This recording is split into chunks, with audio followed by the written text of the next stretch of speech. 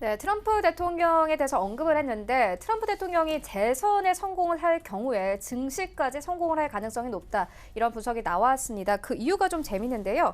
이 호화로운 라이프 스타일과 통 큰 소비가 투자자들에게 긍정적으로 작용할 것이다. 이런 근거를 내놨습니다. 아무래도 좀 친기업적인 인물이지 않습니까? 이번 성공을 한다면 증시 상승 나올 수 있을까요?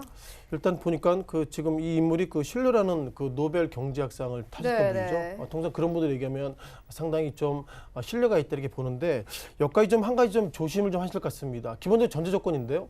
트럼프 대통령이 결국 재선이 된다면 미국 경제가 좋아질 거겠다. 이런 부분들은 결국 대선이 앞으로도 1년 이상 남았는데 이런 단어는 실은 선언적인 단어이기 때문에 이런 부분들이 결국 시장의 이슈는 좀 미치지 않겠다 이렇게 좀 말씀 드려보겠고요.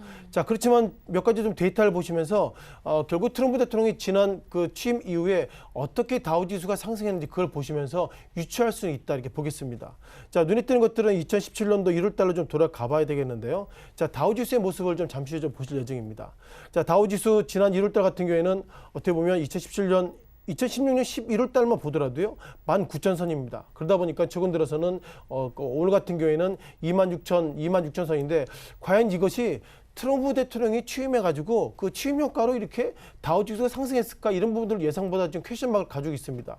눈에 띄는 것들은 2017년도 1월 그리고 2017년도 말 보더라도 결국 대통령이 취임 이후에 1년 동안의 주가가 상승한 것이 트럼프 대통령의 효과라기 보기엔 좀 부담이 커지고 있고요. 즉 직전 대통령인 오바마 대통령 전 대통령의 어떤 경제적인 이런 어떤 정책의 어떤 그런 효과가 트럼프 대통령이 취임 초기에 나오기 때문에 이 부분을 가지고 트럼프 대통령 역할이라고 보기엔 좀 어렵다 이렇게 보겠습니다. 다만 그럼에도 불구하고 좀 우리가 한 가지 좀 보셔야 할 것 뭐냐면 트럼프 대통령이 2017년도 2018년도 어떤 이슈가 있었죠? 트럼프 대통령 취임 후에 상당히 많이 얘기했습니다. 어떤 얘기냐면 결국 미국 기업들의 어떤 법인세를 인하해 드릴 것입니다. 그리고 법인세 인하를 비롯해서 예상보다 부양 정책을 많이 썼던 모습을 가지고 있기 때문에 눈에 띄는 것들은 2017년도 모습을 가지고 트럼프 대통령이 앞으로 취임을 하면 지금보다 주가가 10,000포인트 더 올라갈 것입니다. 이런 표현은 제가 볼 때 적절하지 않은 표현을 한번 들어보겠습니다. 다만 그럼에도 불구하고 어저께까지 다우 나스닥 S&P 500 지수가 그런데서 S&P 500 지수가 지난 9월 20일 날 기록한 종가에 넘어섰다는 거 보면 어쨌든 트럼프 대통령이 상당히 친기업적인 정책을 썼기 때문에 그것을 통해서 미국 3대 지수가 상승했다는 흔적이 있다고 보겠습니다. 따라서 이번에 실러 교수의 기본적 코멘트는 결국 트럼프 대통령이 본인도 기업을 했던 기업가이기 때문에 즉 미국에 있는 어떤 기업의 어떤 애로사항 그런 부분들은 상당히 잘 들어줄 수 있습니다. 이런 좀 판단을 보여주겠고요. 자, 그럼에도 불구하고 최근 들어서 어쨌든 미국 증시의 어떤 최근 들어서 모습 그러니까 2019년도 1월 달 모습이 경제 지표가 좋아져도 올라갔다기보다 그만큼 주가가 2018년도 10월 달에 급락했기 때문에 급락에 대한 반대 효과 그리고 두 번째로는 미중 무역 전쟁 관련돼서 예상보다 둔감해진 효과 마지막으로는 그만큼 2019년도에 어떤 실적이 안 좋을 것입니다. 그런 어떤 시장의 기대치가 떨어졌기 때문에 기대치보다도 조금이나마 실적이 좋아졌던 즉 눈높이를 너무 낮췄던 이런 세 가지 효과 때문에 3대 지수가 상승했다 보겠고요.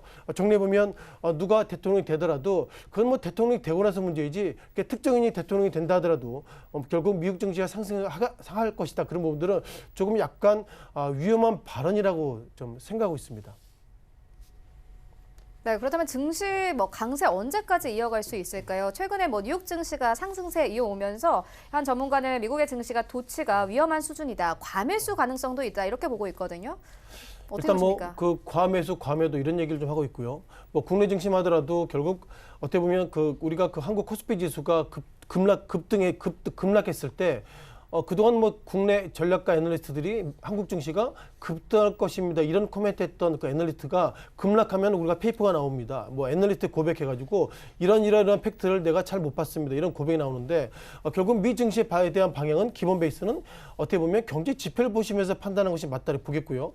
잠깐 최근 들어서 IMF의 어떤 데이터 가장 최근의 데이터인데 IMF의 어떤 데이터를 보시면서 말씀을 좀 들어보겠습니다. 자, 지난 3월달 데이터이기 때문에요. 예상보다 좀 정확한 데이터라고 말씀 드려보겠고요. 눈에 띄는 것들은 IMF가 2019년도 바라본 시각을 좀 보시면 좋겠습니다. 기본적으로 GDP 관련돼서는 작년에 어떻게 보면 글로벌 경제가 3.6% 그리고 올해는 3.3이 될 것입니다. 이런 얘기하고 있고요. 결국 지표가 하락한다. 결국 그것은 결국 각 증권시장의 주가는 하락할 여지가 있습니다. 이런 부분들도 반어법으로 좀 말씀드릴 수 있다 보겠습니다. 눈에 띄는 것들은 미국의 부분인데요. 작년 2.9% GDP를 달성했습니다. 또한 올해는 아직까지 변화는 모르겠지만 2.9에서 2.3, 즉 한 국가의 GDP가 0.6%포인트 하락한다 그러면 예상보다 상당히 좀 충격인데 그럼에도 불구하고 몇몇 어떤 애널리스트들은 과매도 구간, 과매수 구간 그런 코멘트를 하고 있는데 아무래도 과매수 구간이라는 표현을 쓰고 있다는 거 보면 결국 미국 경제가 지금보다 안 좋을 수 있습니다. 그런 어떤 올해 IMF의 어떤 데이터를 보시면서 말씀하실 수 있다 보겠고요. 눈에 띄는 것도 유로존의 어떤 지역의 어떤 경제적인 GDP 모습인데요. 자, 유로 에어도 작년 1.8 그리고 올해는 1.3 마지막으로 일본 같은 경우에도 일본이 기본적으로 최근 들어서 주가 기본 GDP가 좀 부진한 모습이기 때문에 눈에서 빼면 좋겠지만 그 가장 시장 이슈가 됐었던 영국도 작년에 1.4 그리고 1.2 이런 모습 보면 IMF가 바라보는 글로벌 경제는 작년보다 올해가 안 좋습니다. 그런 관점으로 본다면 결국 우리가 어떻게 보면 그 낙폭 과대에 의한 매수 이런 개념을 떠나더라도 지표적인 개념으로 보면 올해는 데이터상으로 보면 하락하는 것이 맞다 이런 부분들을 IMF에서는 강하게 좀 어필하고 있다라고 좀 보겠습니다.